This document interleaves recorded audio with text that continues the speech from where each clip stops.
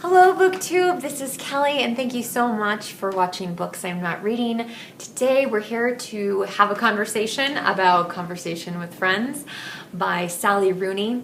I first became aware of this book on, I believe during the Irish Readathon. This is Rooney's debut novel, but she also has another book out since then called Normal People. So a lot of people were reading Sally Rooney for that. And then she just kind of kept cropping up on other people's videos, and then the final deciding factor was that Steve Donahue mentioned her a few times, and Steve and I, while we have, or at least I have great respect for Steve, but we don't share the same taste in novels, and so he had some, I don't want to say unkind, but less than kind remarks about her books, and joked that Ireland had been renamed the Republic of Sally Rooney. And I was like, I need to read this. I need to find out what is the story, what's the deal with this particular author. So in spite of my feelings about this book, I do plan on reading Normal People. But I really need you guys to help me figure out what the fuss is about this book. So if you're a huge Sally Rooney fan, please like stay, watch the video, and leave a comment and help me understand what I'm missing. I did not like this book. There's four main characters, but Frances, who's 21, is the primary character, and it's kind of through her lens that we see the world around her. She has a really close friend, Bobby, and she and Bobby had a romantic relationship at one point, but now they're just friends. And then they do spoken word together at different clubs and things like that. And at one of them, they meet this writer and photographer. Her name is Melissa. She's in her mid to late 30s, and she's married to an actor. His name is Nick, and Nick emerges on the scene a little bit later. These four people become very involved in each other's lives, especially Frances and Nick, who have an affair. And I'm not spoiling anything because it's all on the back of the book, essentially. Nick is 33 and Frances is 21. So on the positive side of things, I do want to say there were times with Frances that I really could identify with how she was kind of her identity crisis.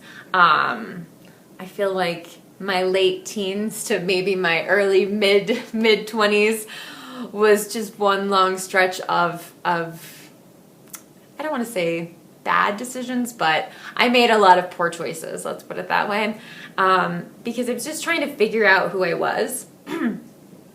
Frances has so many issues going on in this brief period of her life, though, that it overwhelmed the story, and I think it also made you care less about some of those issues that were actually very serious, very, very serious.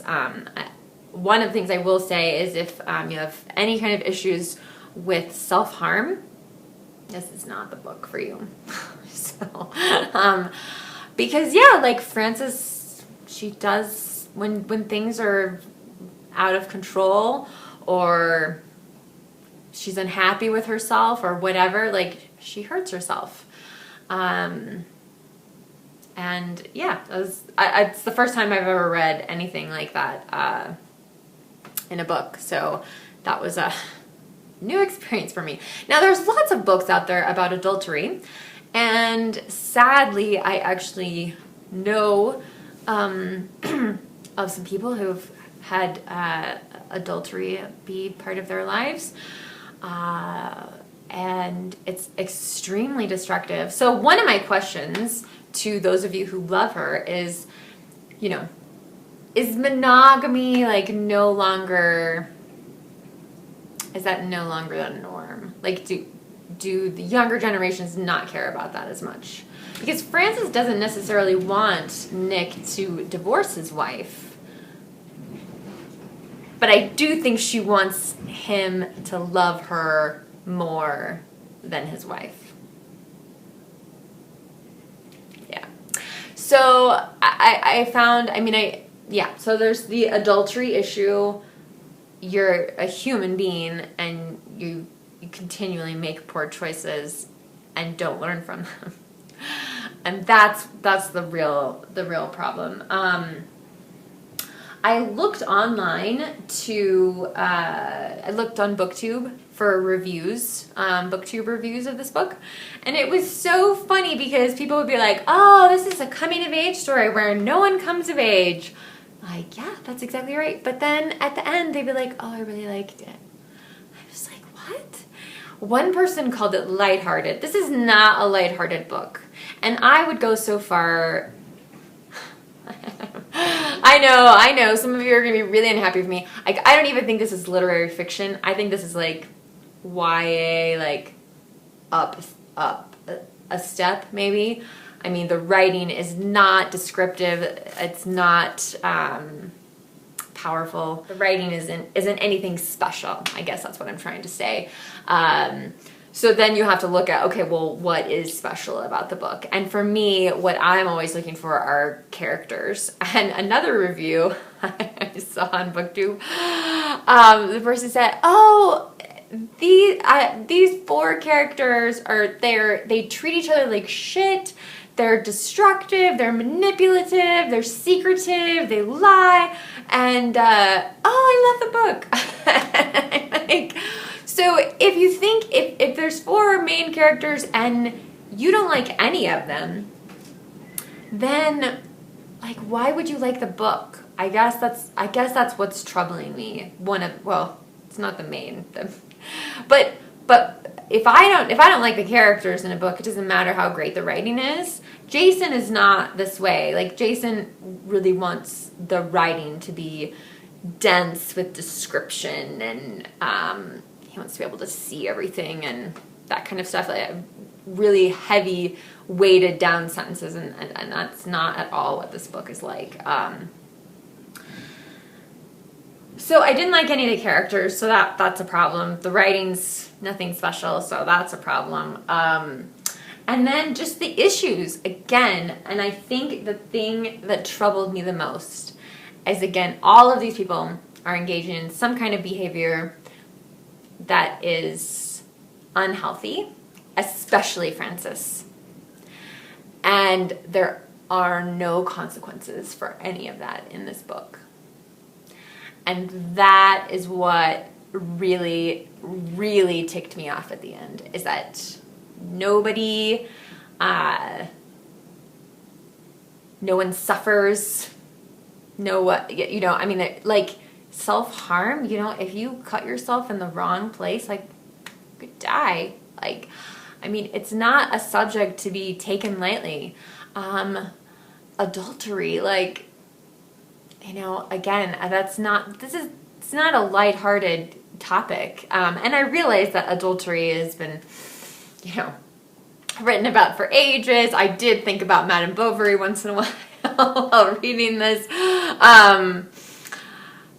And yeah, so I just, that bothered me, I think, more than anything else. I also found it interesting that the one male character that's part of this main 4, Nick, he's 33, he's an actor. I thought he was just a moron. Like, he's a very poorly drawn character.